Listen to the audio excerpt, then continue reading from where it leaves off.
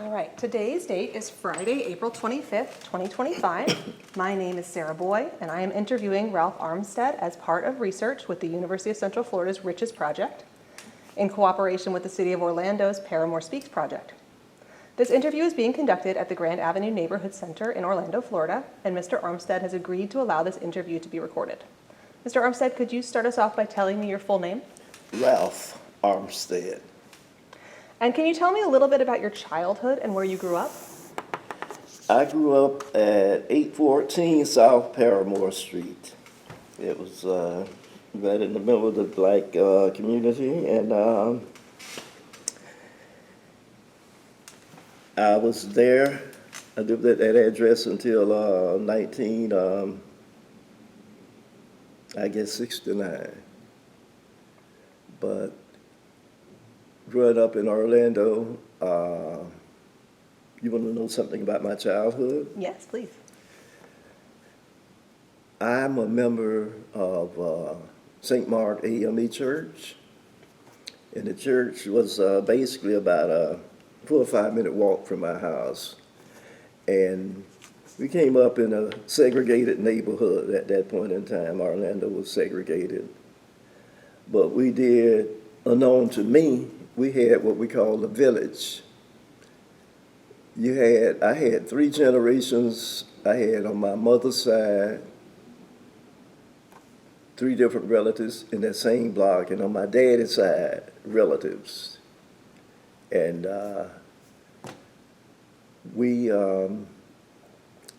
St. Mark was the pivotal thing. The church was there, and that's where I did a lot of functions, and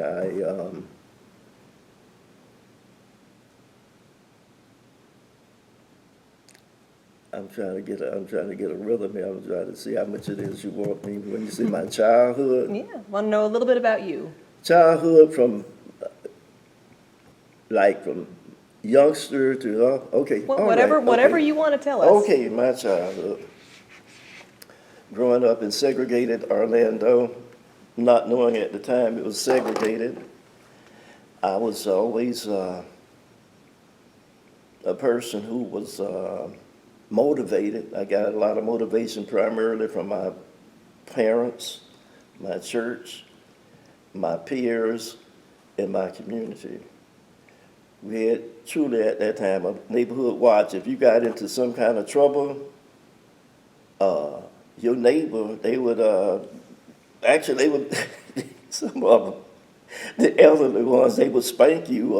You got out of hand, they would chastise you. And so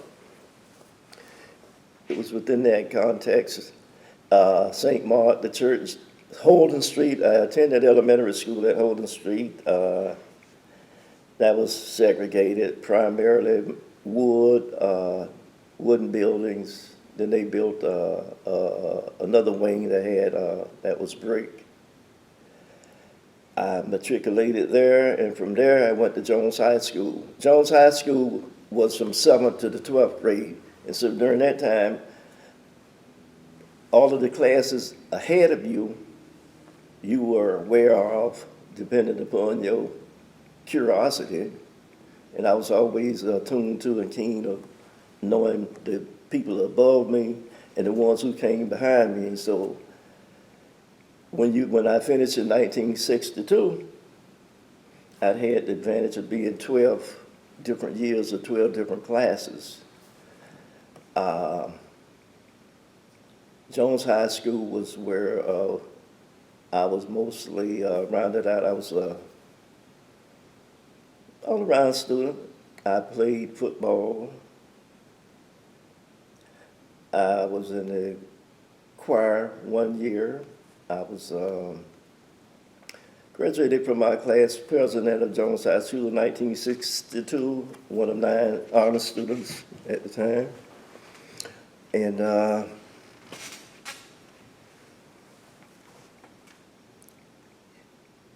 unknown with the advantage of hindsight, you know, we just lived and played and flourished in that time, and when I look back upon it now, it was just a small, geographically, the geographical confines that we came up in, they were very, very small,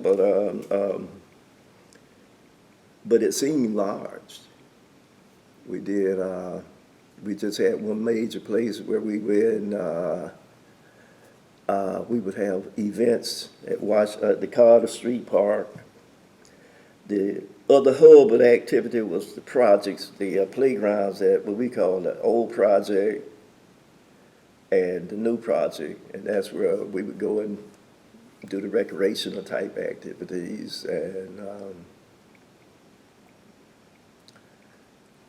so that was it. I was always involved doing community things, been in organizations, and that helped me out immensely in my latter years, like when I went off to college. Yeah, we'll get into that a little bit. Let's talk a little bit more about your family first. What did your parents do for a living? My father was a carpenter. In fact, he was a foreman for my grandfather, who was a building contractor. My grandfather, Will Armstead. And once again, it's a thing. At the time, to me, it was just a given fact, but my grandfather, come to find out, I came in, was one of the most prominent builders in the black community, and all black people worked for him, and they built houses from the get-go, the trusses and all that. And so he hired a lot of people, built a lot of homes, and we had our own home. We had our own home, unknown to me at that point in time. You know, a lot of people in the project was renting and all that. It was just things that were there you took for granted, and only with the advantage of hindsight. And my grandfather was the first black building inspector for the city of Orlando. Like I was saying, my dad was a foreman, he was a carpenter. And one of the things about being a carpenter, when they weren't building homes, it was always a window to be fixed, a door, some type of work to be done. So he always had work. I didn't take it up. I was on the house one day up on the roof, and I fell down in the sand, and that was it for me. I don't blame you. So what did your mother do? My mother was a housewife. I'm one of 7 children. She was busy. Yes. Okay. All right. So tell me a little bit about your siblings. Well, actually, I'm the second oldest. I say 7. My oldest brother, he's passed. He took up there. He was a plasterer in the building construction. My brother after him, I didn't know him because he died, but my mother always, he died at an early age, so I did not know him. And my sisters and I have 2 sisters, 4 brothers. 2 of my brothers are deceased. And all of us, we went to Jones High School, we went to St. Mark, and we were spread out, so we had the advantage of not being in different classes and different things. So we had a happy childhood, I can say that. It's basically one of the things coming up. Everybody at that point in time couldn't find out. We lived in, we didn't have that many rooms in your houses now. We basically had 4 rooms in our house, but we managed. I haven't got my flow on this interview yet because I don't know how I want to say. Everybody came up crowded in the project, with the little structures we lived in. but you weren't aware. But I mean, it was crowded, but we dealt with it. You know, it was given a lot of things while I was being reared, while I was coming up. Some of the facts of my existence I was aware of, but they didn't bother me that much. Okay, let's talk a little bit more about Jones High School. When you were there, what was Jones like? But Jones High School was, like I said, you had all of the, from 7th to the 12th grade. It was, we had all of the instructors from my perspective were tremendous. They were highly motivating, and they insisted upon academic excellence. And if they had deemed you to be, had perceived you to be a student with capability, they really tried to develop you and your growth and your development. And I always was an honor student from elementary to throughout my academic career. So not only I was an honor student, but I was also an athlete. What did you play? What did you play? I played first string of Jones High School football team for 2 years. And as I said, I was class president of my senior year, and I was president of the Future Teachers of America. And I was always involved in all of the social clubs, and so I was kind of like,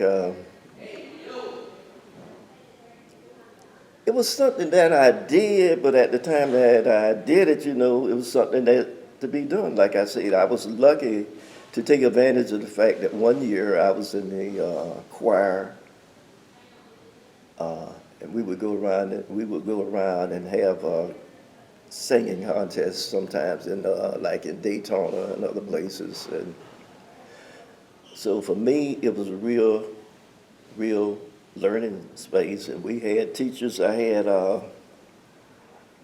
great instructors. I had a guy named, my favorite instructor was Mr. R.V. Gripper. He taught history, sociology, and science, and he was a guy who was dressed immaculately, older guy, but he had a lot of wit and wisdom. And I remember one day we were in class, and he asked one of the guys in the classroom, he said, so and so and so, what is a Cold War? He said, a Cold War, Mr. Griffiths, a Cold War is a war that's fought in the wintertime. He said, oh, close all the doors, shut the windows, and all of that. And he could always have a little humor to the classroom. And all of the, at the time, we had a great biology. We had great teachers, and of course, I was in the academic setting, so it panned out for me because when I finished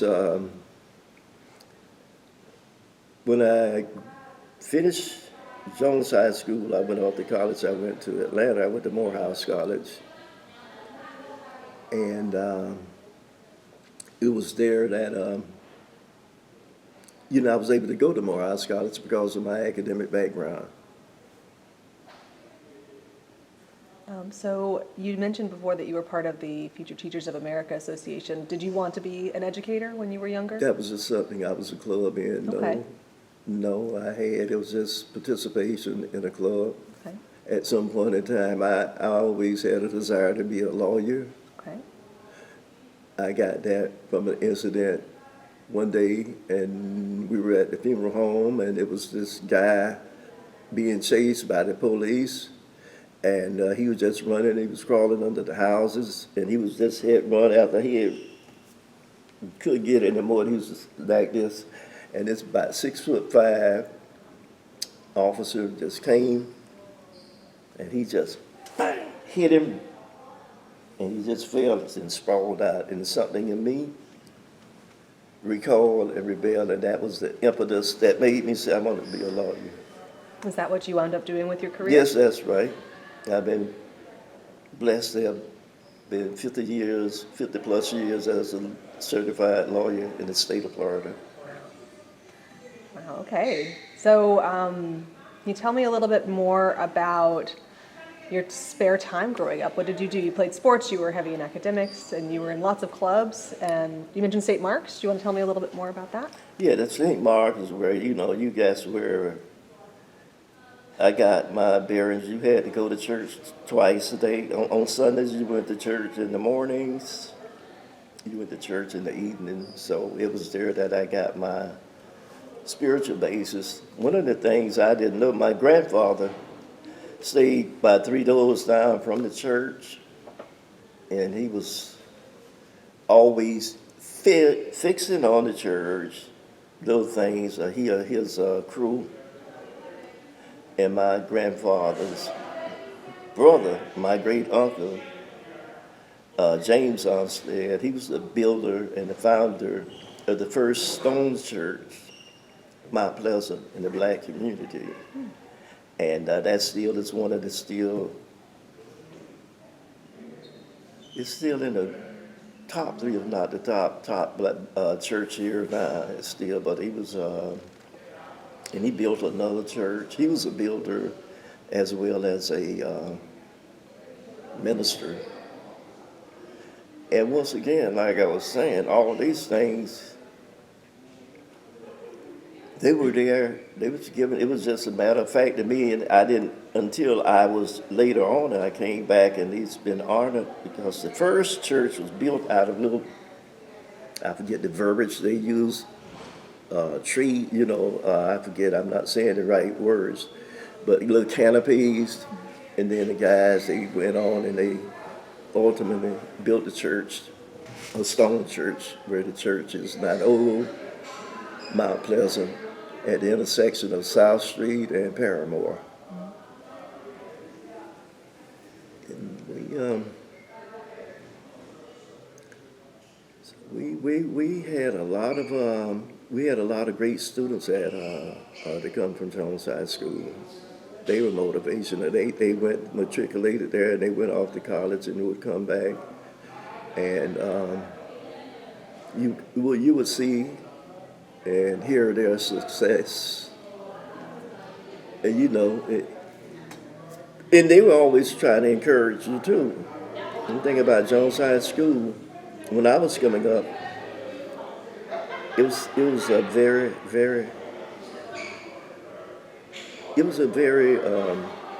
the students looked out for one another. They cared about one another. And that's okay. You got this. I hate this because I don't know where to wax and to wane on That's this okay. interview. That's okay. I'm Because let you I keep know going. I know what the point I want to make at this point in time, but I just don't want to be. That's So fine. what's your next question? That's fine. So now I wanted to switch gears a little and talk about entrepreneurship in the area. So can you think back to when you were younger and tell me about what kind of businesses existed? Oh, okay. See, that's when you got to see. Coming up in St. Mark, I was born in 1944. Orlando, when I was coming up, was a very small town. But for Disney impact in this area, we had maybe about 2 or 3 major streets that were paved, had a lot of dirt roads.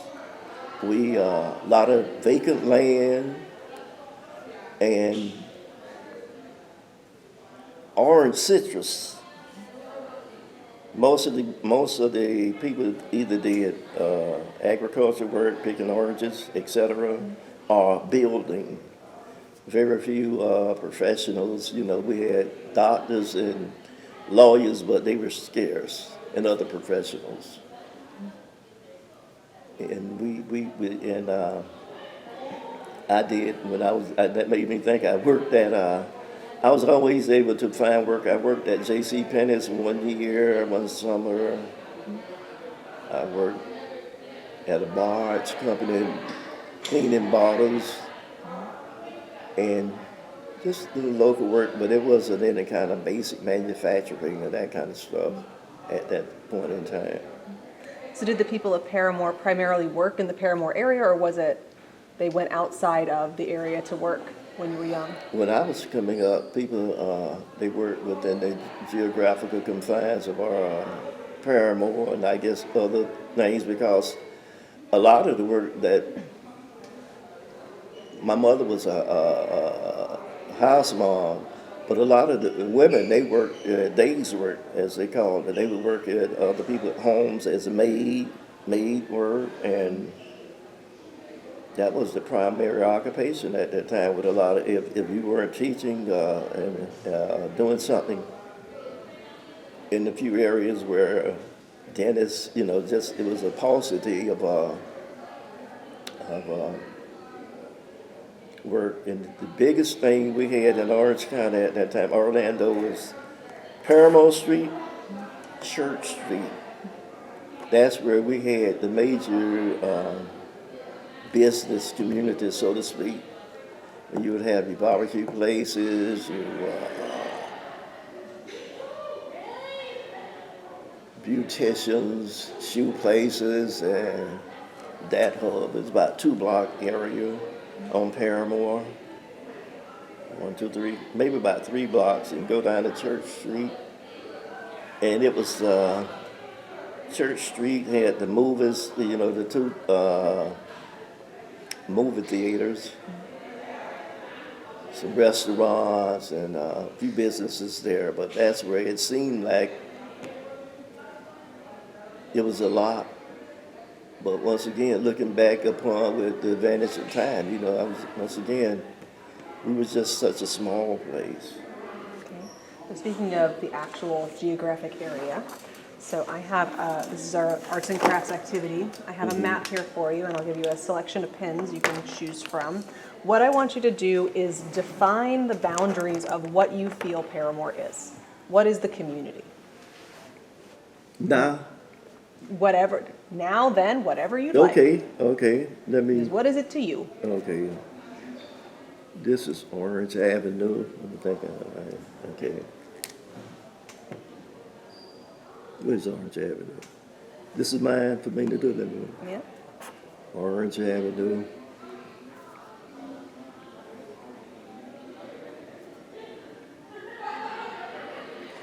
I want to come down to Gore Avenue, where it's Gore. It's kind of. Then we took away some of the defining markers there, so you don't have neighborhood names. Oh, here it or is. Here's lakes. Gore Street.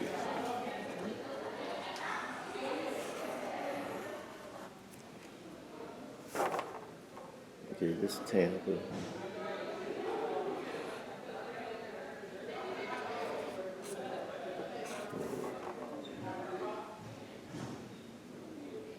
Tampa Avenue over here.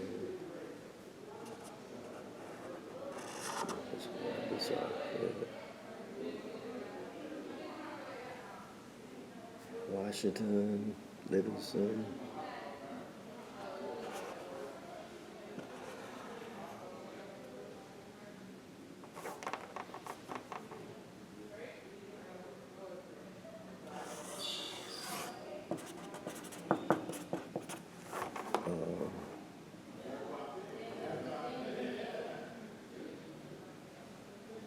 Oh, this is Lake London.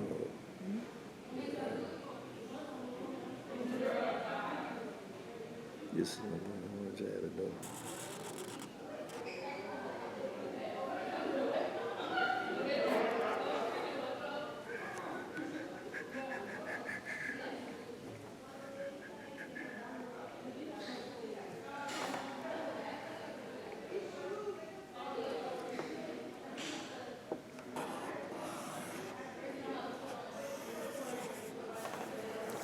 This square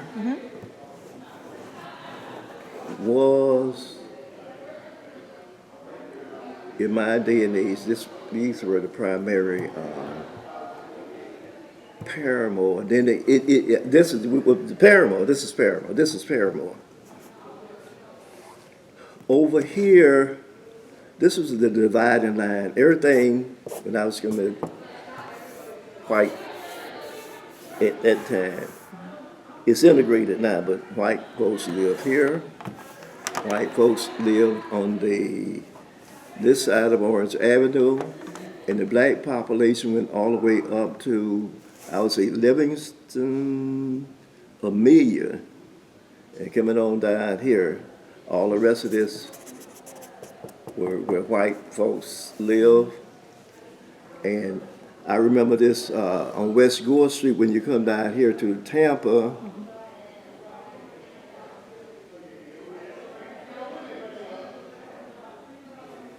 And see, in all of it, Westmoreland, all of that was a field.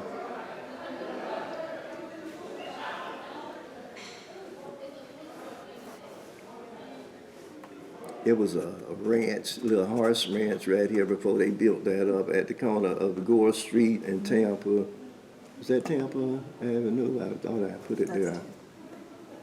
So this is Tampa Avenue. Yeah. So right in there, that was, and then black homes over here. And when you went through Washington Shoals and you came around Church Street coming this way, and then all of this here. Then, not now, but then, all of this here was white, predominantly white. Right. One of the, and I see it now, one of the things we had that was going on, one of the biggest myths and lies perpetrated about Parramore is the thing about Division Street. They were saying that Division Street, where's Division Street on here? Oh, here it is. Here am I. Yeah, now they got it. Come on up to church.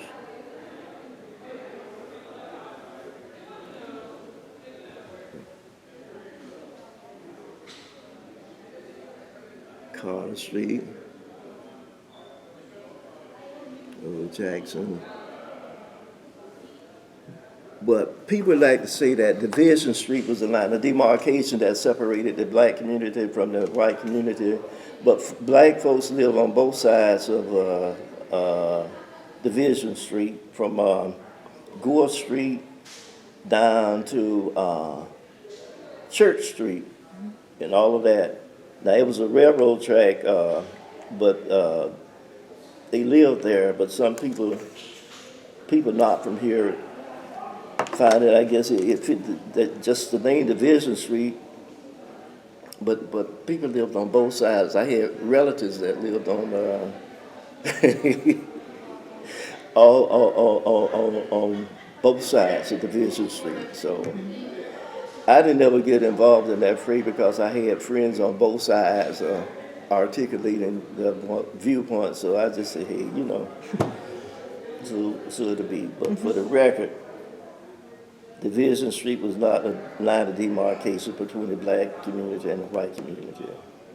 In a way, it was. If you come down Gore Avenue to Division, and you make a left going north, at that point in time, everything was white there. You had the lumber company, but you go up and you had houses, black houses where black folks lived on both sides, going up Division Street, up to Church Street, and Church Street over to the railroad. That's where the true railroad track was, the line of division right there. Okay. So what challenges did the community face in the past, and how are they overcome?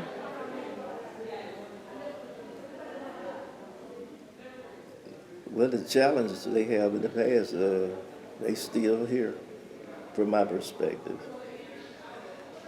I mean, housing. We had substandard housing.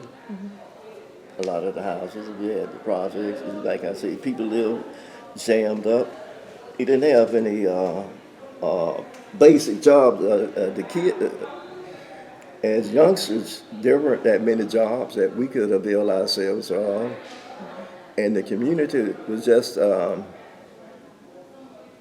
wage income, basically what people just did menial type of jobs, except for the few professionals who were there.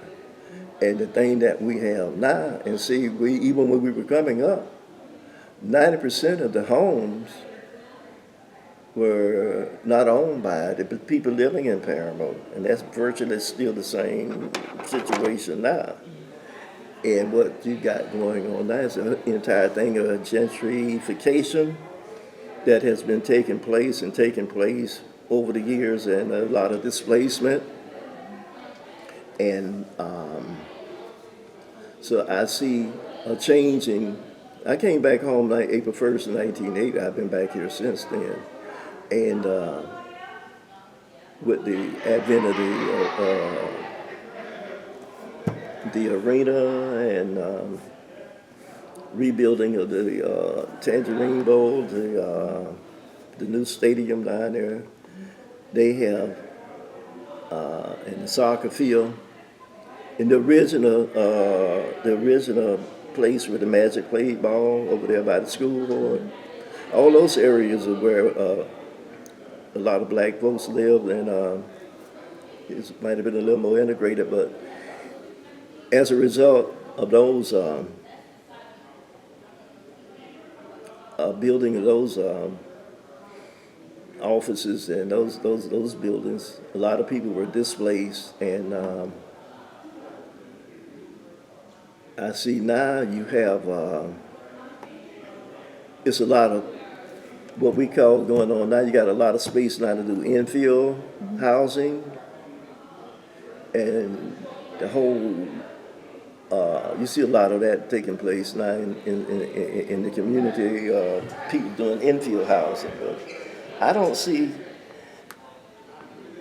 as I look upon the horizon, with the event of what they're trying to do with the school board, with the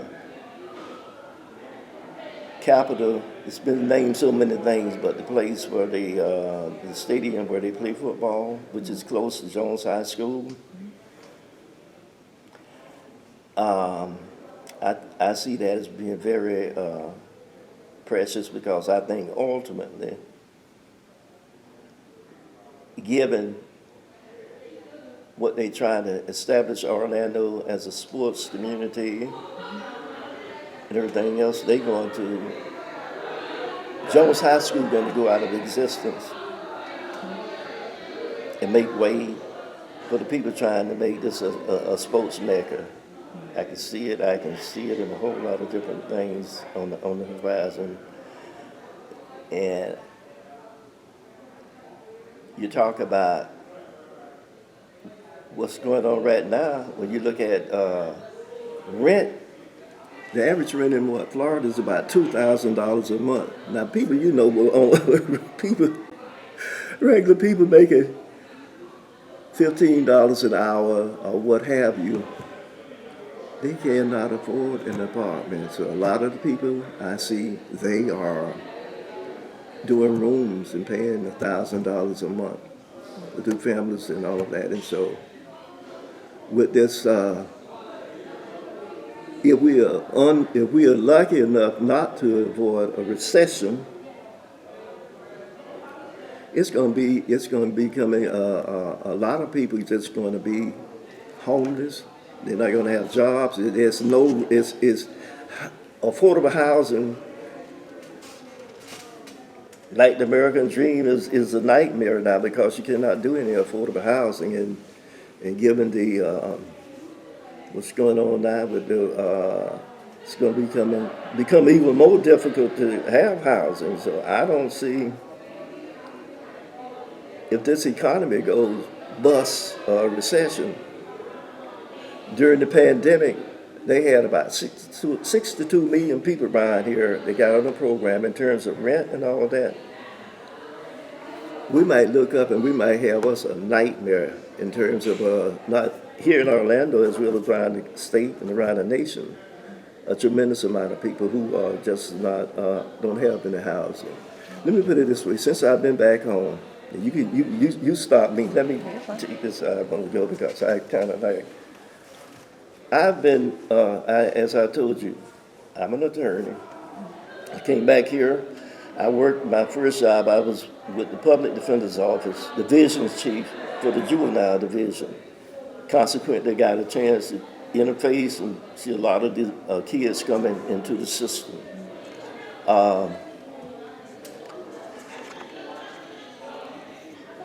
And been lucky enough, all of the jobs I've had require and me to work within the community, right in the area I was born, right in Parramore. And I was an assistant attorney general, legal advisor to the Florida Real Estate Commission. I ran a legal services program for 6 years. I don't know if you know about legal services. Legal services, there's a legal service component in every state, territory, and possession of the United States. They get funded by Congress every year, and they represent indigent people on a scale. And we did different things, but they specialize across the nation in landlord tenant work. And so I did a lot of work with the people here who had Social Security, unemployment, single females with child support, food stamps, civil rights, a range of things impacting people. And so in that, a lot of tenants with public housing, Section 8, and the whole 9 yards. And it was within that framework I was able to be immersed and involved at the ground level, dealing with those bread and butter issues and helping people trying to get them legally to get their wealth and to. It was a labor of love for me because I was in the community and I was able to work and be involved not only on my job but then a lot of different things. I was fortunate enough to be. I got 2 Florida Senate confirmations and 2 governor appointments. One to be the consumer representative with the Board of Landscape Architecture for the state of Florida for 4 years. Another 4-year term for the Board of Land Surveyors and Mappers, the state consumer representative on the state board. I was on the 9th Judicial Nominating Commission. That's the commission, they interview judges, not judges, aspirants for judges. And did that for 6 years, and I was able to, and by the way, I was the first black chairman of the Judicial Nominating Commission. That's a little history for the record, but I've been fortunate enough in terms of my job and being able to work in Parramore, to be working in the area. I'm always involved in some way or another with by my job, with the residents, with the people, black or white. So what does community mean to you in the context of Parramore's history? Trying preservation to the extent that we could preserve a place for the people to be there and not be totally eradicated, with growth and development in things now, our land is not going to be just like, ultimately, will be just like the other great cities with the San Francisco and all the other ones with gentrification. And God only knows now with the advent. I have no idea feeling with this whole technological thing with robots and all of that area. But I think it's important that we, to the extent possible, we still have a place in the presence. Because it is home. It's no place like home. I mean, I wore the orange and green. Everywhere I go, when I went off to, when we played football, we represented Orange County.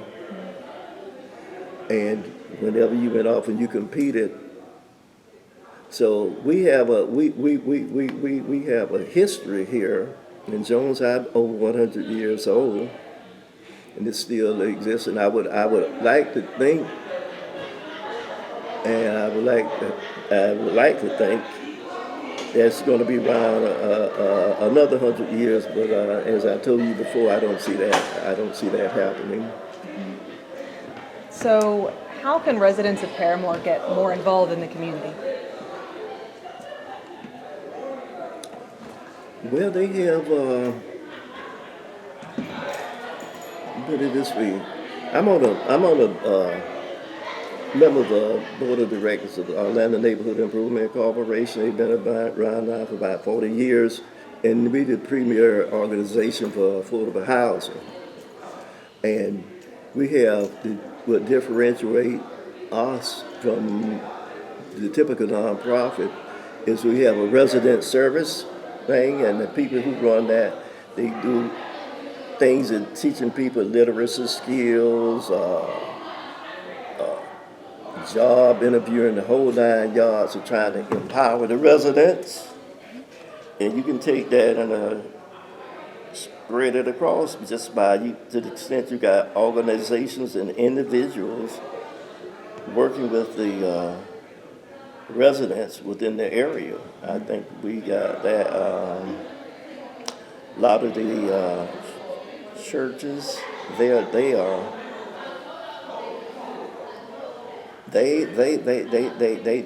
do their particular work. But I think you have to hold the whole thing about is neighborhood. You got to maintain and retain a neighborhood. And to the extent that you got like organizations like us, when we are there and we try to enrich the neighbors and the families, the entire families. And I think people need to. I remember we used to have you made me think about Mrs. Mercedes Clark, and she was a member of that organization, and she was one of our forerunners. She was always doing and having little things that getting the community there to do cleanups, bringing them about, doing the community garden, coming, doing those kind of things. But the basic, to me, I think one of the things that would really enhance it to the extent that not only you could get people actively involved in the different kind of things that would facilitate their growth and development. I don't know, it's just take a lot of organizations and individuals who want to help with that process. Mm-hmm. So what's Parramore's legacy? Parramore legacy, Jones High School is, you got within this geographical, this really, as I outlined to you, geographical confines that notwithstanding, which is expanding now. There is the fact that if we had an elementary school, Jones High, Holden Street School, and then you had Jones High School. And we've had people who matriculated there from the international. That school, this area,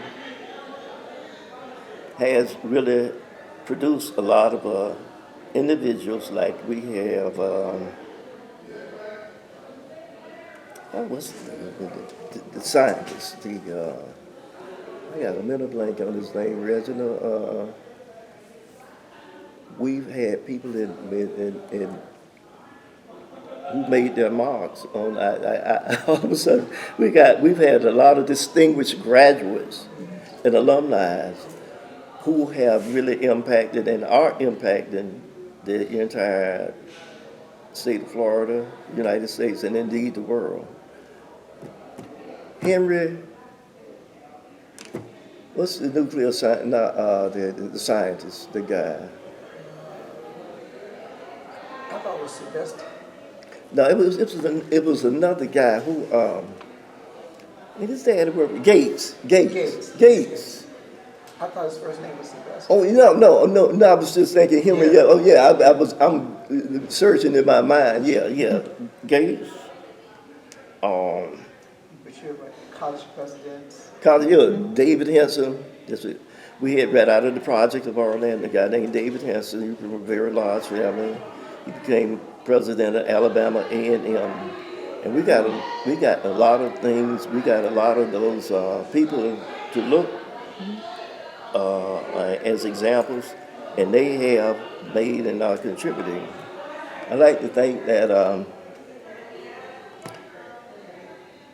Jones High was once you went there, we really got a whole sense of pride about the school and about doing positive things. Now, when I went off to Morehouse College, I was lucky enough to be under the tutelage of a guy named Dr. Benjamin E. Mays, who's the president of Morehouse College. Without a doubt, one of the most influential men and black men in the history of the United States because of Morehouse and what it's done. And Dr. Mays, they would always tell us about the expectations. But this was the same thing we had at St. Mark and at Jones High School, the expectations of a Jones High School student, expectations of a Morehouse man. No matter wherever you go, no matter whatever you might do, I never forget this at graduation. Always remember you are a Morehouse man, and there is an expectancy. We expect for you guys, with the foundation that we've given to you, to go out and change the world and make it a better place. In fact, it's a moral imperative that you do so.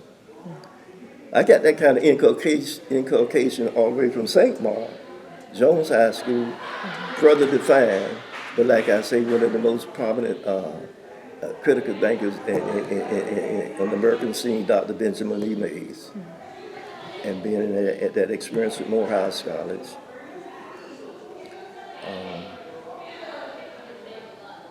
So I've, but just in a small place, like I was saying, when you're coming up, you weren't thinking about that, you know.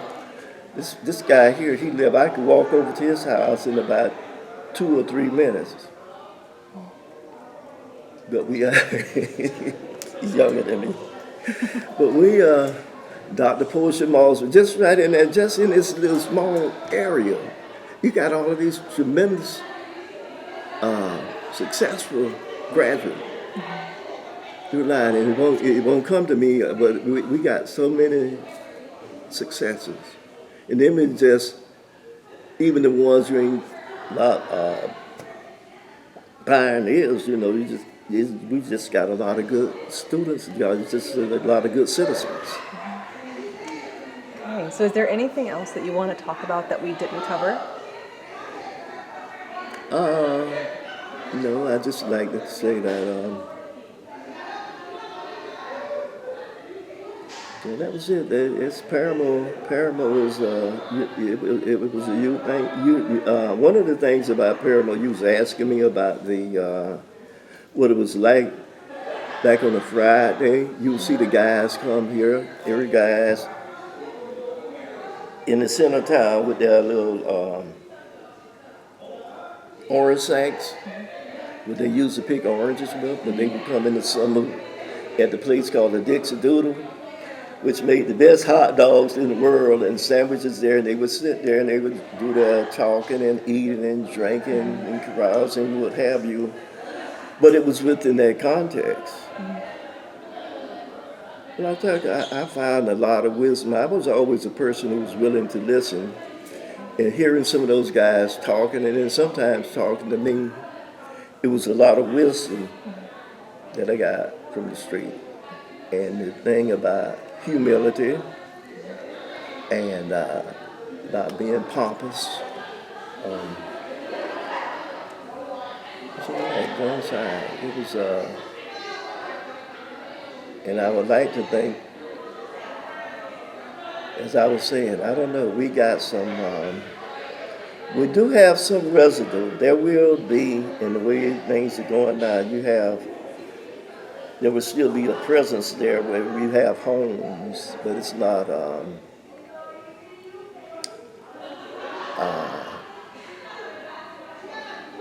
it's there. But some of the institutions, I don't know how long, like I say, the school will be there.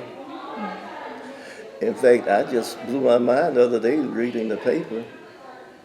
Jones High School talking about, Orange County talking about a paucity of about 3,000 students that they need to find out. In fact, they've gone out and they hired some kind of firm that will get to bring in students for the school system. You get about $9,000 for each student's FTE. And those people would get $900 for every student that they can bring. I was thinking, but what has happened, and the reason why you got that, is the whole things of Florida legislation. It started out with the Bushes, and it's been expanding now. This whole thing about charter school and private things and the scholarships and all. And I don't know how to articulate this, but it's once again, it's this whole thing about they robbing the public schools of money to privatize it, and a whole lot of different things. And once again, undergirding all of that, from my perspective, there's nothing more and nothing less than the whole thing about discrimination. White folks not want to be in school with black folks, and that has existed and persisted, even with the Annunciation Brown versus the Board of Education, separate but unequal, constitutional. They never, when that happened, it was never any integration of the school system in Orange County, or nor rather say, all deliberate speed, they wind up getting all kinds of things to keep the children from going to school, going to the suburbs and all of these things. And so those are some of the structural things within our system. They exist and they persist, and they haven't left. And I look at it and I say, well, I was thinking, that's another thing, external things that might have that got ramifications for our educational institution, especially, we would say, at Jones High School. Well, thank you so much for your time today. I really appreciate you coming in and talking with us. Okay,